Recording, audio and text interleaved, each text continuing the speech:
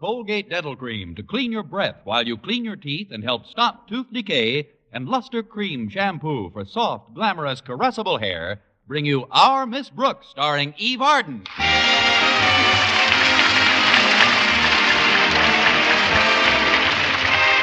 time once again for another comedy episode of Our Miss Brooks. Well, if persistence alone can earn a high grade, you've got to give our Miss Brooks, who teaches English at Madison High School, an A for effort. It's taken almost 5 years, but this weekend she arranged to have Mr. Boynton, Madison's shy biology teacher, all to herself. Yes, indeed. This time I absolutely put my foot down.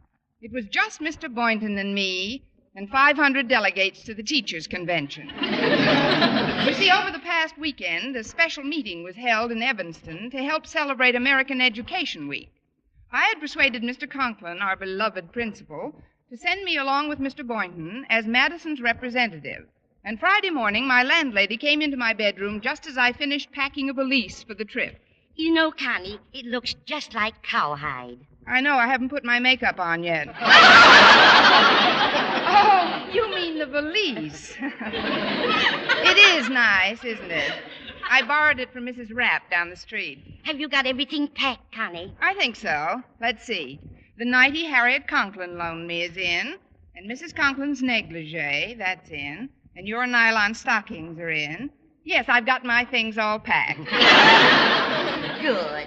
And just wait until you see the new suit I'm wearing for the occasion. Of course, I won't be able to put that on until 5:15 today. Why not, Connie? Tilly Eberhardt doesn't get home from work until then. You're terribly excited about this weekend trip, aren't you, dear? Oh, of course, Mrs. Davis. This is quite an important convention.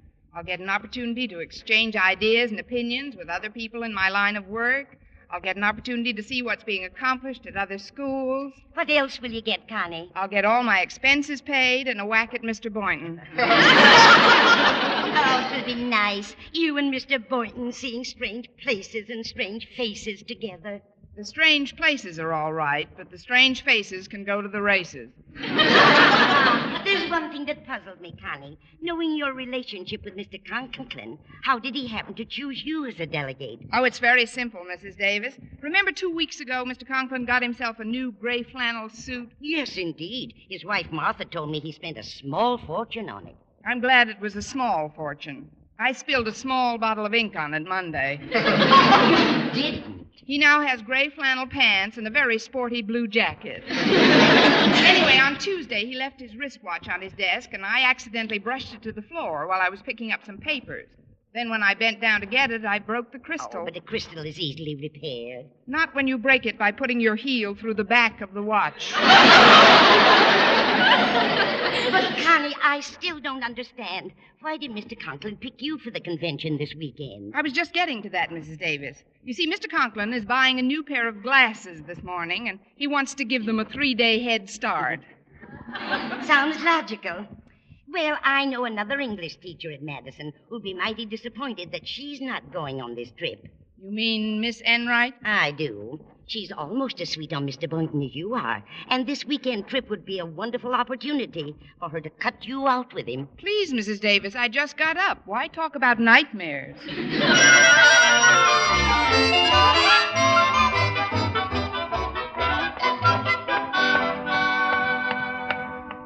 No more pencils, no more books, no more... Wait for me, Miss Brooks. Well, Walter Denton, why didn't you pick me up this morning? You know my car's in the repair shop. So is mine. But I'm glad I caught you before you dropped into Mr. Boynton's biology lab. What makes you think I was going to drop into the biology lab? Please, Miss Brooks, it's too early in the morning for quips. What I meant was, I thought I could save you from a big disappointment. Oh, that's all right. I'm used to him by now. I mean, what kind of disappointment? Well, Mr. Boynton isn't in school. What's more, he isn't coming to school today. What? But we're supposed to leave from here for the convention. Yeah, I know it, Miss Brooks, and I know how devastated you'll be by the news, but Mr. Boynton won't be able to go to the convention. He's sick in bed. Sick in bed? How do you know? Harriet told me. He called in a little while ago and left the message with one of the teachers. Well, how can I leave town if Mr. Boynton is sick? He has no more relatives in this part of the world than I have. Who'll take care of him? Let me put your mind completely at ease, Miss Brooks. Harriet and I can run errands for Mr. Boynton, and I'm sure Miss Enright will be glad to nurse him back to health. She's an RN, you know. Yes, I know. A real nothing. You're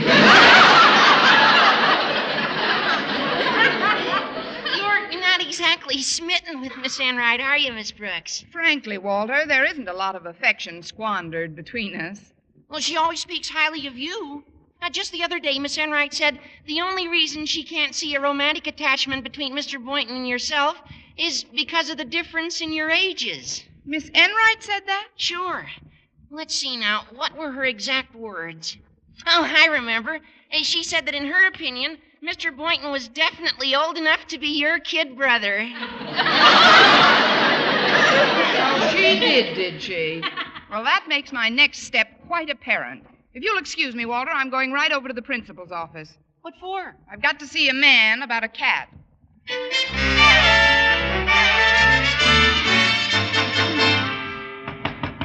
Come in. Good morning, Mr. Conklin. Don't come any closer, Miss Brooks. But, sir, I just... If you take one more step, I'll call for help.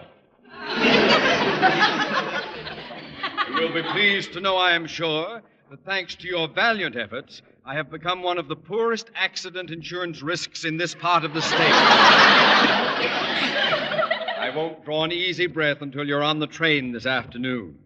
I presume you're packed and ready to go? Yes, sir, and I'm really looking forward to it. This is the first convention I've attended since I represented Gordon High School 6 years ago.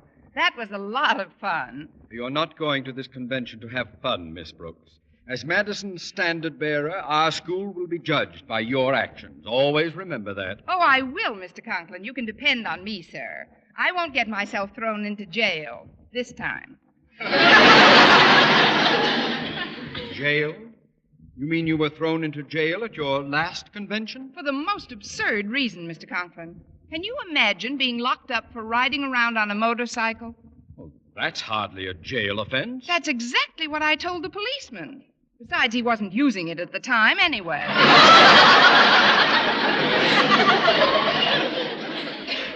You took a policeman's motorcycle? It was just a lark. There was absolutely no reason for them to put that picture in the paper. What picture? A picture of me holding up a burlesque queen in the drunk tank. Miss Brooks, you can start unpacking at any time. You're not going to the convention. Not going? But, Mr. Conklin, think of your new glasses. My glasses will have to live dangerously like the rest of my person. But if you don't send me, who will you send? I haven't given it any thought. Have you any suggestions? I haven't given it any thought either, Miss Enright. Miss Enright might be just the person. She has poise, bearing. Do you think she'll relish the idea of going? Believe me, Mr. Conklin, when you tell her about it, she'll be so happy she'll clap her paws in glee. Now, if you'll excuse me, sir, I'll get to my classroom. Very well, Miss Brooks. Dismissed. Thanks a lot.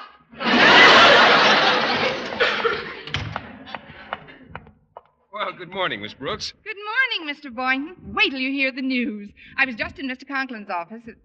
Mr. Boynton, what are you doing up? Go right home and get back into bed at once. Bed? What for? I'm not sick. You're not? Oh, I never felt better in my life. What a revolting development this is. Walter told me that Harriet said you were sick in bed. Harriet? Oh, I didn't talk to Harriet. When I phoned the school this morning, I thought I was going to be delayed at the biology supply house, so I left that message with one of the teachers. What teacher? Miss Enright. I should have said which teacher. And she's a witch teacher if I ever saw one. Now, do you suppose she could have confused the words delayed with laid up? There's no confusion at all. This is the result of careful calculations. Miss Enright knew that Harriet would tell Walter, also that Walter would, if he saw me, and that's customary, he'd be almost sure to, tell me, and then knowing what she would do, or thinking she knew what I would do, she told Harriet what I later heard from Walter, and then I did what she thought I'd do. Miss Brooks, are you all right? Why are you speaking in such jerky sentences? There's a good reason, Mr. Boynton. I have just been completely taken in by a very jerky teacher.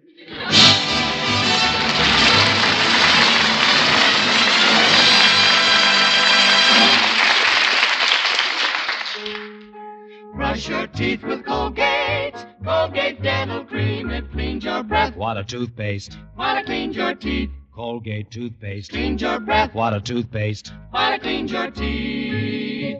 Colgate Dental Cream cleans your breath while it cleans your teeth.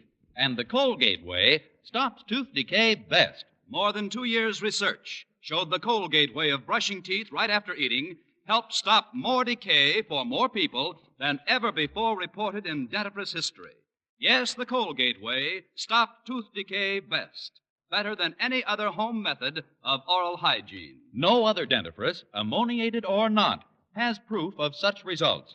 And you should know that Colgate's, while not mentioned by name, was the one and only toothpaste used in the research on tooth decay recently reported in Reader's Digest. So always follow the Colgate way to clean your breath while you clean your teeth and stop tooth decay best. Brush your teeth with Colgate. Colgate Dental Cream, it cleans your breath. What a toothpaste. While it cleans your teeth.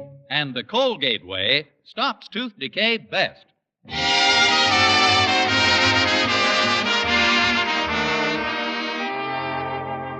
Well, when we sat down to lunch in the school cafeteria, I told Mr. Boynton that I suspected Miss Enright of deliberately saying he was ill so that I would withdraw and she could go in my place.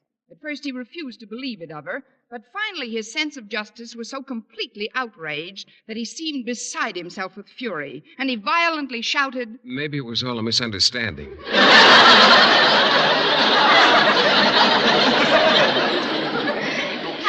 Why should Miss Enright think you'd stay home from the convention even if I were sick in bed? "Because I would, that's why.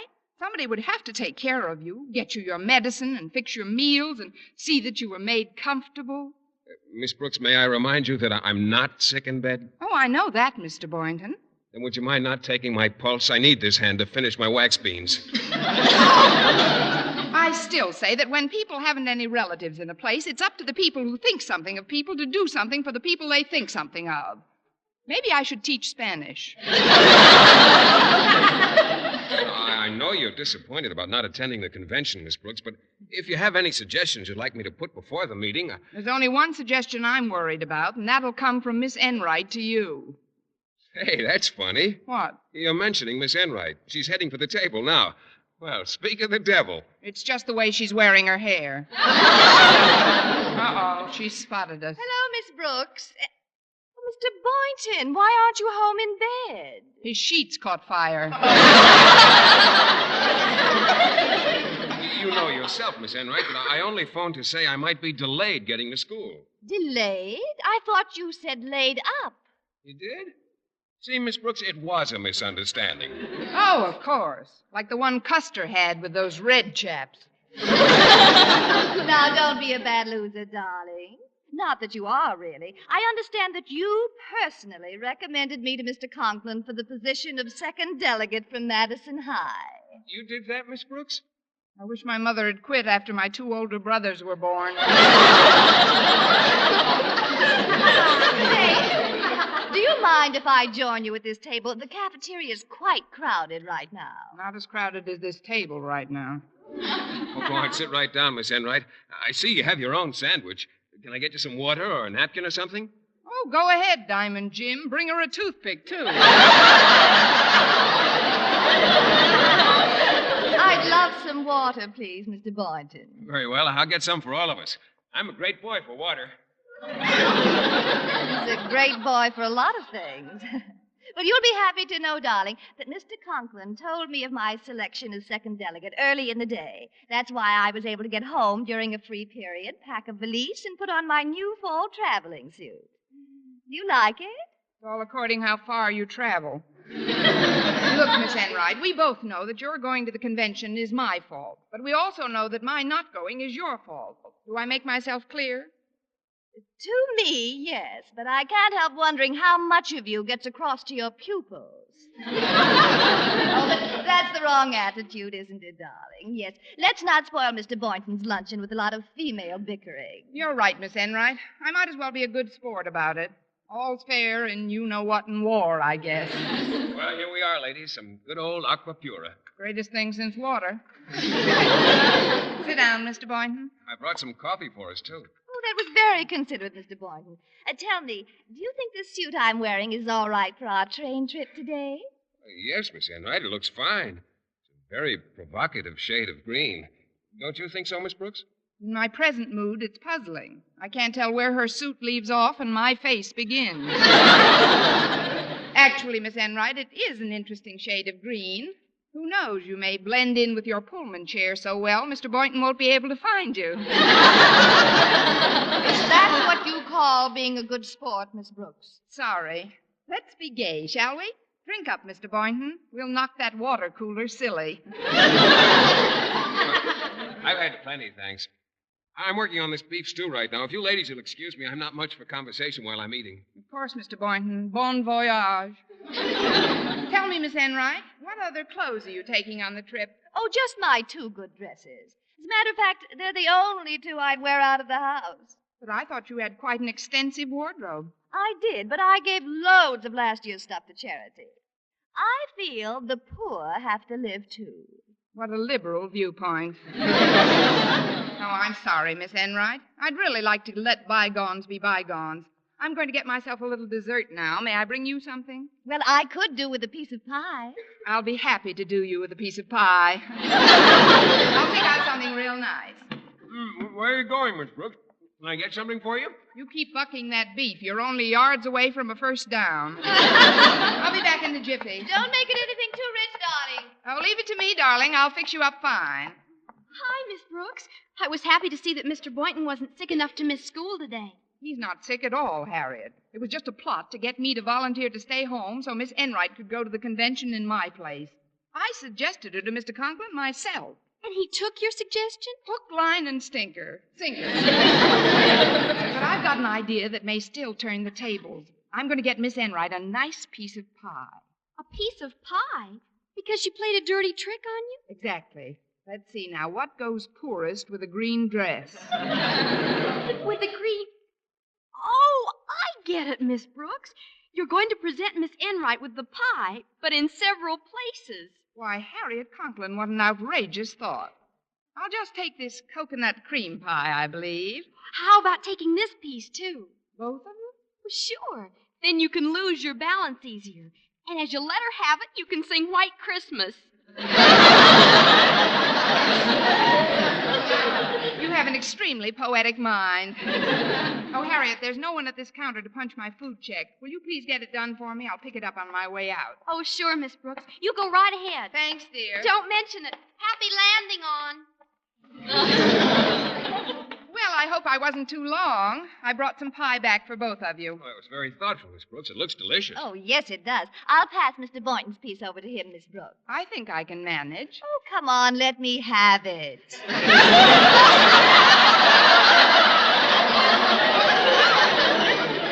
Well, if you insist. Ooh, ooh! Oh, I must have tripped. How could you be so clumsy? Oh, my goodness, the pie's all over your new suit. Oh, well, not quite all over it, Mr. Boynton. Most of it's splattered on the coat. The skirt's not touched, thank goodness. That's what I get for not keeping my head down. Here, I'll just dip a napkin in this water. Maybe we can get some of the goo off your coat. Here, let me try. Watch out for the coffee cup. Oh, no! All over my skirt. That's what I call teamwork.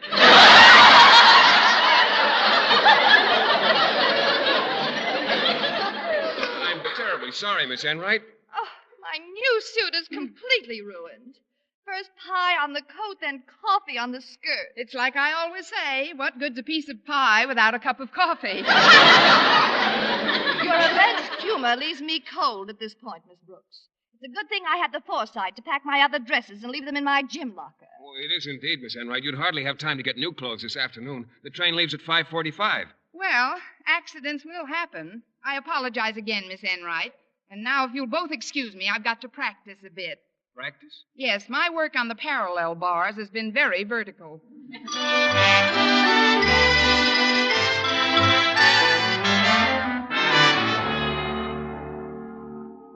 You sent for me, Mr. Conklin? Yes, Miss Brooks, I did. I have just spoken with Miss Enright. She, it appears, was foolhardy enough to have lunch with you. We did share the same table, but... Fortunately, she escaped without any serious bodily injury. However, she has been forced to withdraw as Madison's second delegate to the Teachers' Convention in Evanston. You mean she's not able to go? Miss Brooks, when Miss Enright informed me that you had peppered her garments with a slab of coconut cream pie, it didn't surprise me in the least. But there's one thing that does puzzle me. What's that, Mr. Conklin? If it isn't revealing too much of a trade secret, Miss Brooks, would you kindly tell me how you managed to plop a second piece of cream pie on the dresses packed inside her valise? Which was inside her locker? I guess when I get clumsy, I just go hog wild. Well, until they infringe upon school operations, personal rivalries on the faculty are not my concern. However, there are 2 train tickets available for this trip. I know it. Yes, sir. 2 tickets. And there are 2 delegates expected at the convention. That's right. 2 delegates expected. 2 of them. As you know, Mr. Boynton is one of the delegates. All we need now is another one. You're right, Mr. Conklin. You're so right. You're the rightest thing since the Wright brothers. Just one more delegate's all we need. Miss Brooks. Yes, Mr. Conklin? Get off my desk. You're not going. I have just made my selection for delegate number 2. Who? Me. You? None other. Not only will the trip do me a world of good, it will reflect prestige and credit upon Madison High as well. However, I don't want you to feel completely out of things, Miss Brooks. So? So I want you to type up these notes for me. They contain some remarks I will make to the convention. Now, toddle along, Miss Brooks. Yes, sir. Oh, Mr. Conklin. Yes? I realize it's quite late, but how would you like to be my guest for a little lunch? Not today, thank you. But don't be discouraged. It was a nice try. Good day, Lucretia.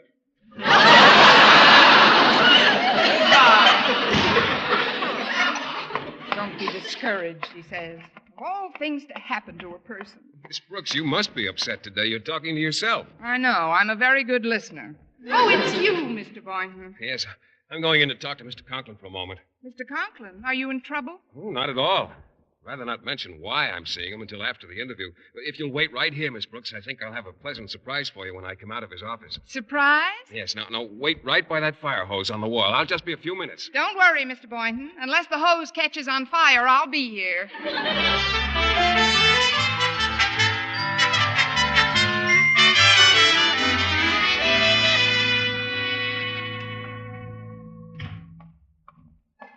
I'm glad you waited for me, Miss Brooks. This hose is doubled over exactly 62 and a half times. Now, what's the surprise? Well, I knew how anxious you were to make this trip to Evanston, so when Miss Enright withdrew, I determined to prevail upon Mr. Conklin to let you go as originally planned. But there are only 2 tickets available, and Mr. Conklin is using one of them himself. I know that, Miss Brooks, but you're going anyhow. I am? Yes, I turned back my ticket to Mr. Conklin. Of course, he was a little timorous at first, but when I pointed out how helpful you could be to him, taking notes and typing and whatnot, he agreed to have you accompany him to the convention. But what about you, Mr. Boynton? Oh, don't worry about me.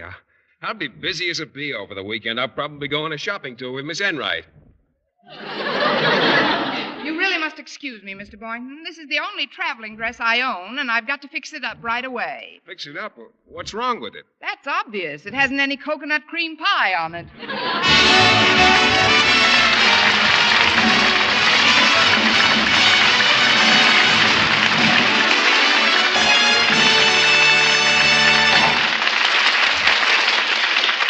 Martin as our Miss Brooks returns in just a moment, but first... Dream girl, beautiful luster cream girl. Tonight? Yes, tonight, show him how much lovelier your hair can look after a Luster Cream shampoo. Luster Cream, world's finest shampoo. No other shampoo in the world gives you Kay Daumit's magic blend of secret ingredients plus gentle lanolin. Better than a soap, better than a liquid, Luster Cream is a dainty cream shampoo. Leaves hair 3 ways lovelier. Fragrantly clean, free of loose dandruff, glistening with sheen, soft, manageable. Even in hardest water, Luster Cream lathers instantly. No special rinse needed after a Luster Cream shampoo. So gentle, Luster Cream is wonderful even for children's hair. Tonight? Yes, tonight, try Luster Cream shampoo. Dream girl, beautiful luster cream girl, you owe your crowning glory to a luster cream shampoo. And now, once again, here is our Miss Brooks. Well, by the time I got to the cafeteria, they were all out of pie. So I took a short detour through the machine shop where a terrible thing occurred. I accidentally ripped my dress on a rusty nail lying in a locked toolbox which I had jimmied open. About 15 minutes later, as I left Mr. Conklin's office, I bumped into Miss Enright. Oh, it's you, Miss Brooks. Don't you think you've done enough damage for one day? I'm terribly sorry about what happened, Miss Enright, but I have tried to make it up to you. What do you mean? I've just arranged with Mr. Conklin for you to go in my place. But my clothes... Mrs. Davis is bringing over her new suit for you. You both wear the same size, and she said she'd be happy to lend it to you. Well, you have had an attack of conscience, Miss Brooks. But I'm not one to look a gift horse in the mouth. I'll turn my head. Here's the ticket. Well, thank you, dear. Mr. Boynton and I will send you a postcard. Well, Miss Enright, I hear you're going to the convention after all. Yes, indeed, Mr. Conklin. The train leaves at 5:45, so be sure to meet me at the station at 5:30. Meet you? What about Mr. Boynton? I'm going in his place. I've got to pack my bag. Be sure you're on time, Miss Enright.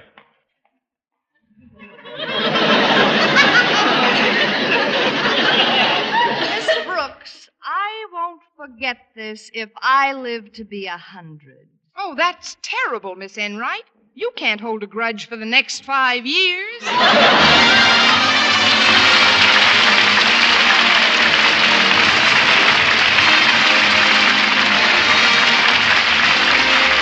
This is Vern Smith reminding you to tune in next week to another Our Miss Brooks show, brought to you by Luster Cream Shampoo for soft, glamorous, caressable hair, and Colgate Dental Cream to clean your breath while you clean your teeth and help stop tooth decay. Our Miss Brooks, starring Eve Arden, is produced by Larry Burns, written by Al Lewis, with the music of Wilbur Hatch. Mr. Boynton is played by Jeff Chandler, Mr. Conklin by Gail Gordon. Others in tonight's cast were Jane Morgan, Dick Crenna, Gloria McMillan, and Mary Jane Croft.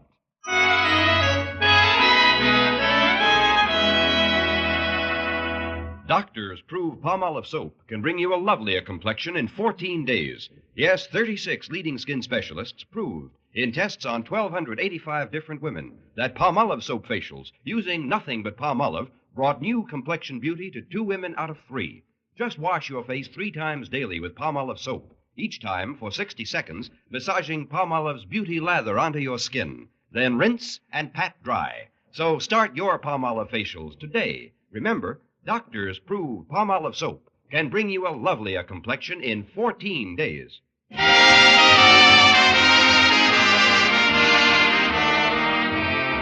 Folks, meet Eve Arden, radio's own Miss Brooks, at home and at school in the pages of the Current Look magazine. Yes, it's a photo feature of Eve, her associates at Madison High, and with scenes of her home life after school is dismissed. All in the current issue of Look magazine, now on sale at all newsstands. If you like mysteries that are as full of chuckles as chills, be sure to hear Mr. and Mrs. North every Tuesday over this same network. Don't miss the exciting and laughable adventures of these amateur detectives. Hear Mr. and Mrs. North every Tuesday night, and be with us again next week at the same time for another comedy episode of Our Miss Brooks. Bob Lamont speaking. Stay tuned now for Jack Benny. This is CBS, the Columbia Broadcasting System.